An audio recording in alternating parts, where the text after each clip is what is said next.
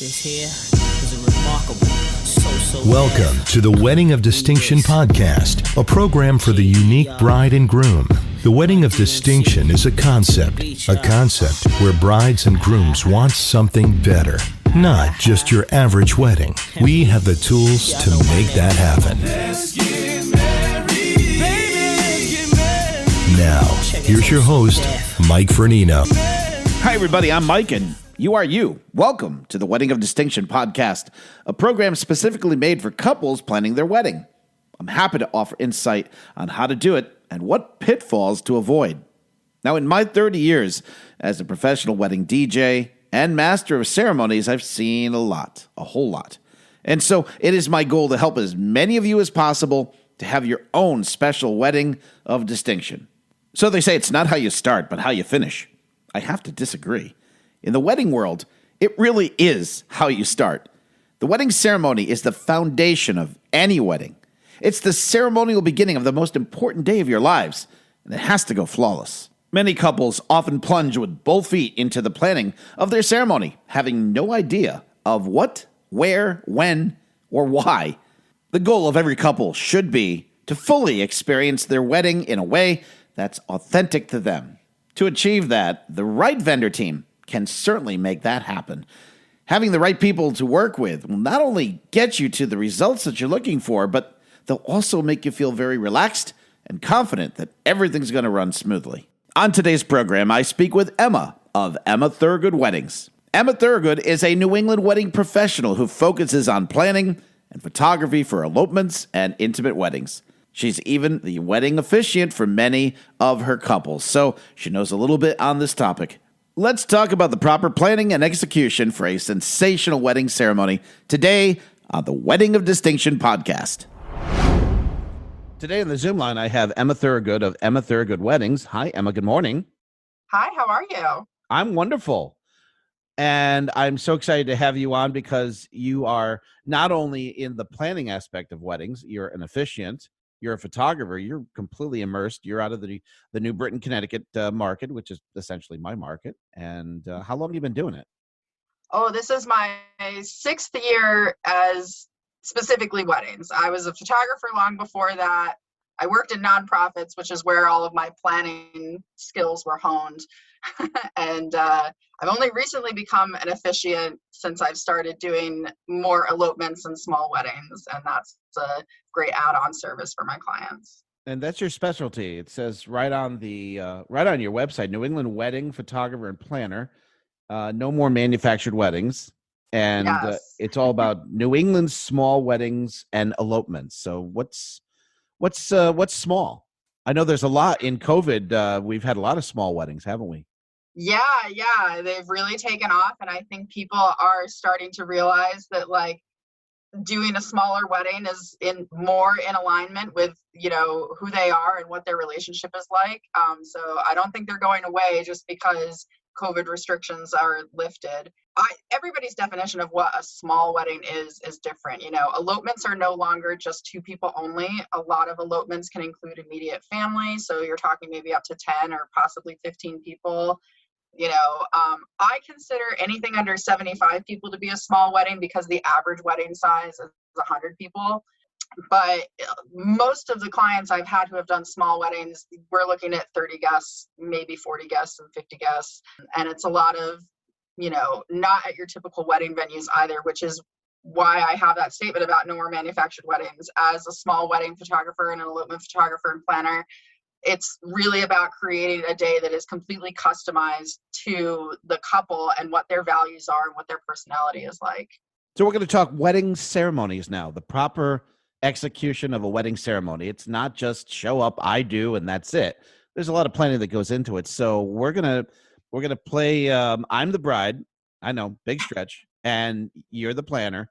And we're gonna start from the very, very beginning. So for a bride and groom, specifically the bride's planning the wedding, where do we start, and what are the things that we need to consider as far as putting something together? So whenever I onboard a client to my process, I spend a great deal of time on a discovery call talking about the things they love to do together, the things they love to do individually, I asked them about their relationship, and not just like how they met. I asked them about what the different challenges they are that they've faced.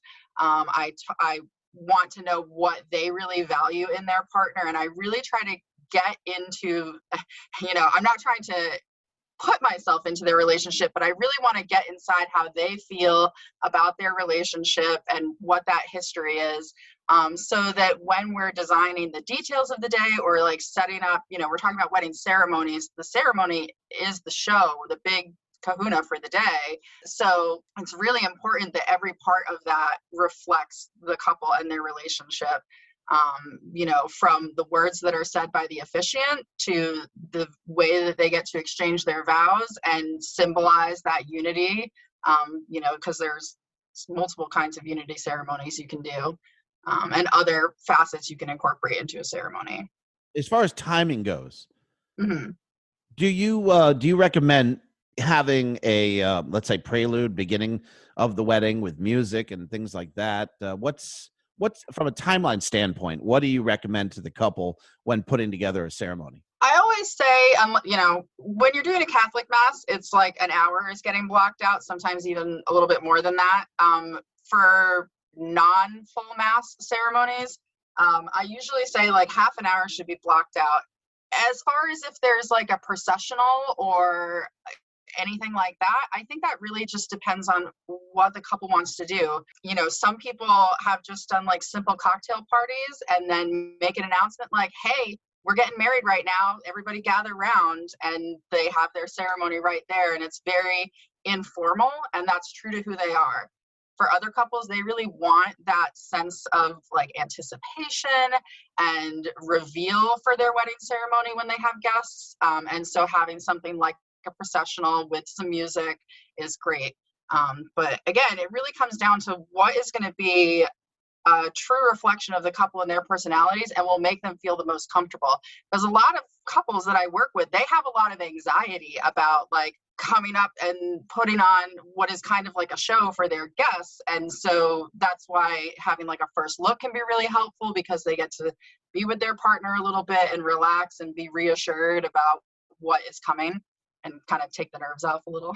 Okay, you hit upon it. We're gonna jump into that. We're gonna talk about the first look, because years ago, and I've been doing this for longer than I care to admit. So back in the 80s, when I was just a young DJ, a lot of the couples would get ferried into this little tiny room. We called that the closet, and they'd hide in there because nobody could see the bride and groom, and they'd have to, just sit in there for an hour while the guest had cocktail hour.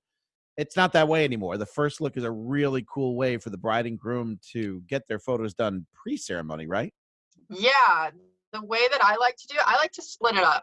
So during the first look, I set aside about an hour and a half for the first look. And that's where the couple gets to see each other for the first time. And then if they have a wedding party, we'll do their wedding party photos immediately after that first look moment. And then after wedding party photos are taken care of, then we'll do some couples photos. And then during cocktail hour, that's when I like to do the family photos. It's usually a little bit of a logistical nightmare to try to do the family photos up front, unless your wedding is like really, really tiny. So I like to do the family photos during cocktail hour. Doesn't take more than 20 minutes. And then the couple has the rest of cocktail hour to do what they want. They can go join and mingle with their guests. We can do more photos if they want to, or they can go canoodle quietly in a corner. It's their time. And isn't it awesome? And it is true, or should I say, let's debunk the myth that it's not bad luck to see the bride before the wedding, right? No, it is not bad luck. Ridiculous. So there are so many couples who initially didn't want to do a first look and then decided they wanted to at the last minute, and they have told me like it was one of the best decisions they made for their wedding, just because of the way that it helps you relax and feel more prepared for the ceremony in front of all the people. And I've had some couples use that time to exchange their self-written vows privately, because they don't want to share that in front of all of their guests. They're more private, introverted people.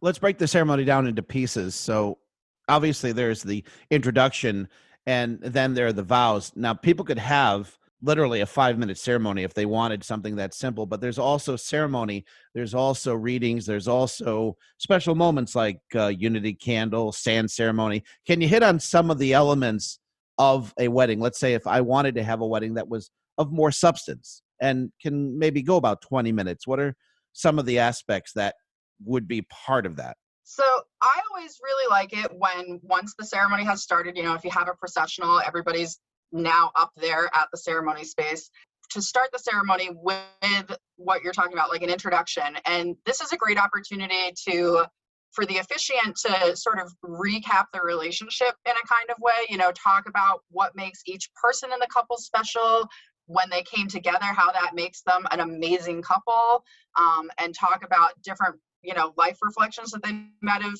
been through.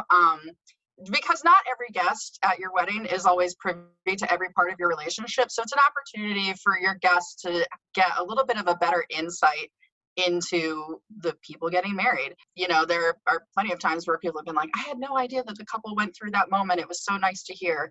And then after that intro, the order can be very fluid of what you do next. Definitely having people come up and read something is very popular, whether it's a religious kind of reading or something more secular. Like my favorite was a mother reading for her son's wedding, and she was reading the lyrics of a Beatles song, which was special for the two of them.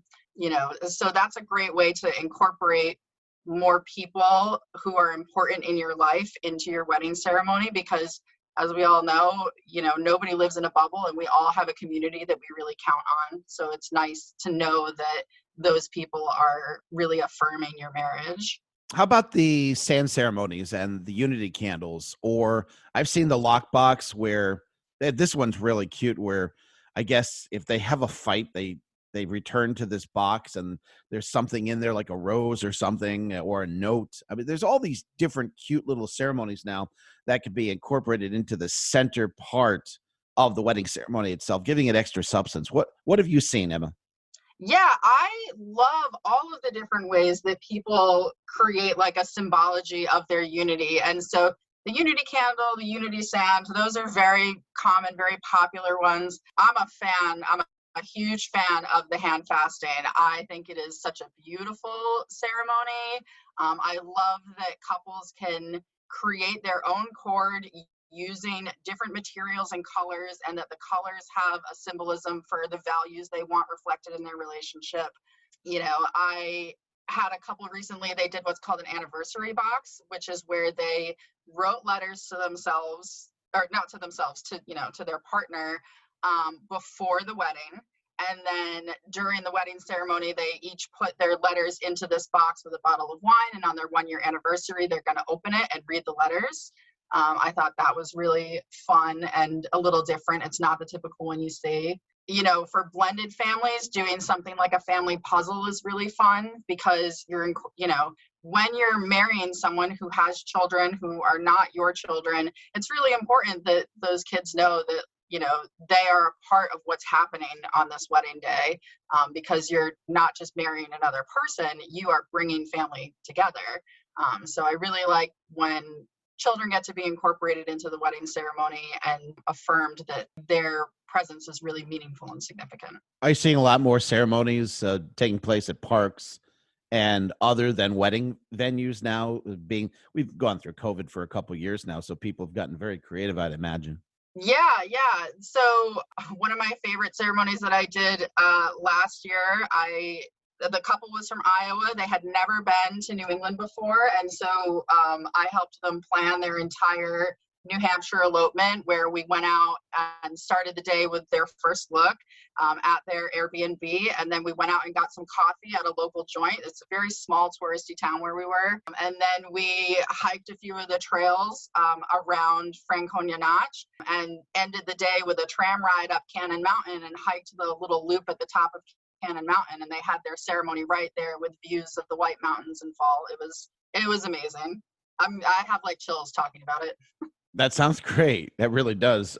So let's just ask you this. My final question would be, why would a bride and groom need a planner? Obviously, this is what you do, and you know this, and it's a loaded question, but why would a bride and groom really need a planner versus going it themselves and trying to plan the whole wedding based upon what their friends and their family are telling them? For precisely that reason, actually. So the biggest benefit of a planner is the amount of stress that they can relieve from you, because they take off a lot of like the little tasks that you have to do. They take all that off your plate. But then furthermore, like as a wedding planner for a couple, my job is to affirm and advocate for the wedding that my couple wants to experience. So if mom is over there trying to say, you need to invite my childhood best friend and your cousin who you haven't seen in 13 years, and like all of these people that are not who you would consider like must have people at your wedding, like that's what the planner is there for, is to help you articulate to the people in your life like why you don't need to do those things and help you feel validated in those choices. And especially I feel like this is especially important for small weddings where people are really getting a lot of pushback, because people who are getting married in their 30s and their 20s, like they just don't value big, huge 300-person weddings the way that they were previously valued for other generations. And so it's really much more about, for couples now, about having an experience, getting to actually experience it, and then, making sure that it's reflective of who they are and what their values are. And the reason I talk about actually getting to experience your wedding is because when you do the math, you have 4 hours during your reception to mingle with people, right? Like the average reception is 5 hours long, and with other formalities and dinner and stuff, you really only get like 4 hours to talk to all of your guests. If you have 150 guests, that's 1.5 minutes per person to talk to them. That's really basically only, hey, how are you? And that is not you getting on the dance floor at all. That's kind of startling right there. Yeah, it's crazy when you actually do the math and think about it. So it's nice to have a planner help you reaffirm that you're actually spending your budget where you want it to be spent, and getting that experience you deserve. Because there are lots of people who are like, I'm so glad I have the photos because I couldn't remember everything that happened that day. And as a planner, I always make sure that there are multiple times throughout the day that the couple gets to get out of, if they're having a reception, like get out of the wedding reception, take some time, decompress, and help kind of implement everything they just experienced from a short-term memory into a long-term memory. Because if you're just go, you don't really get that breathing space to reflect on what is happening in your life at that moment. And you should be fully present on your wedding day. Right. And Emma, explain the difference between a full-time planner, bride hires you from the very beginning, versus a day of coordinator. Yeah, so like a full service wedding planner is somebody who you hire very early on in the process, possibly before you've even secured your date and your venue, and they will help you with every aspect of the decision making. Like if it's a full service wedding planning that you've contracted for, they are helping you design by picking out the colors, the textures, the plates, the silverware, the linens, like, who are your vendors going to be? They research all of those for you and help you narrow down your list to finally the choice that you want to make. They are there coordinating your rehearsal with you, and they are there on the day of making sure everything is set up properly and helping keep the day moving along the way it's supposed to and going according to plan. A day of coordinator, most planners don't offer strictly like day of. Usually you start working with them about a month in advance of your wedding, and that's because they need to get caught up on what the plan is and, be in touch with all the vendors about what the plan is and everything like that. And so they just you've planned pretty much everything about your wedding, and then you're sort of like handing off the logistical responsibility of making it happen to the day of coordinator. Very nice. So let's get some brides and grooms in touch with you. Tell the listeners of the program about the website, phone number, and all that good stuff. Sure. You can find me on my website at emmathurgood.com.